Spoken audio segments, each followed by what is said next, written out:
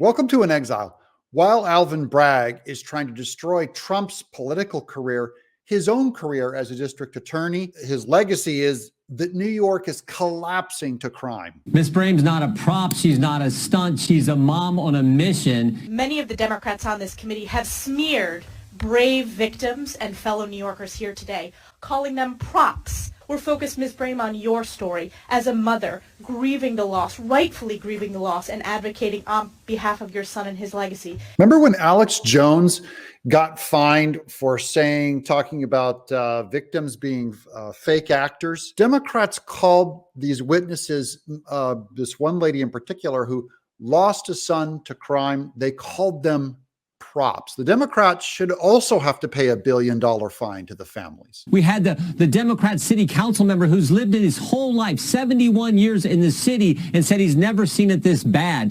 Mr. DiGiacomo, as a longtime member of law enforcement, I wanted to get your testimony today. How long have you served in law enforcement? Approximately 40 years. And in those 40 years, would you say the crime crisis today is worse than you've ever seen it? That's correct. Crime is up. Is it fair to say that it is a result of failed bail reform policies in Albany and Alvin Bragg's Day One memo? 100%. 100% true. That's someone who's been there for 40 years serving the public, and a guy who's been serving the public for 70 years saying Alvin Bragg in just a few short years has made the crime in New York the worst. What could possibly be the policy that causes that? 27 of the 30 most dangerous cities are run by Democrats, where they typically have a DA like Mr. Bragg, who's soft on crime. Mr. DiGiacomo, in fact, you have said, quote, Bragg gives criminals the roadmap to freedom from prosecution and control of our streets. In Bragg's Manhattan, you can arrest, deal drugs, obstruct arrest, and even carry a gun to get away with it.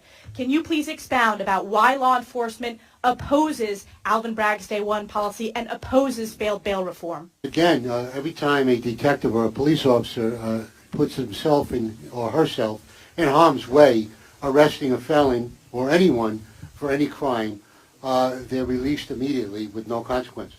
This is due to something called bail reform, where basically they're letting them out. It's a catch and release system. And what is Alvin Bragg doing? Instead of dealing with this kind of criminal activity, he's using federal funds to indict a former president for no crime. There is a catastrophic crime crisis across America, specifically in our great cities and great cities like New York. New Yorkers know it, Americans know it. And while Democrats on this committee may claim that New York is not the epicenter, look no further than the last November election, where we flipped 4 congressional seats, delivering the House majority. What was the number one issue?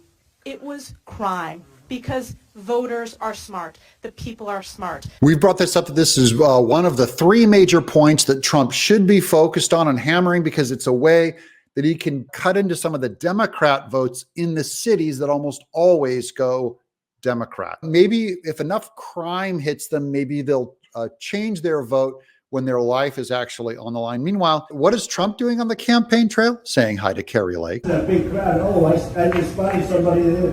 Carrie Lake. Yeah. Don't forget to subscribe. I'm Doug in Exile.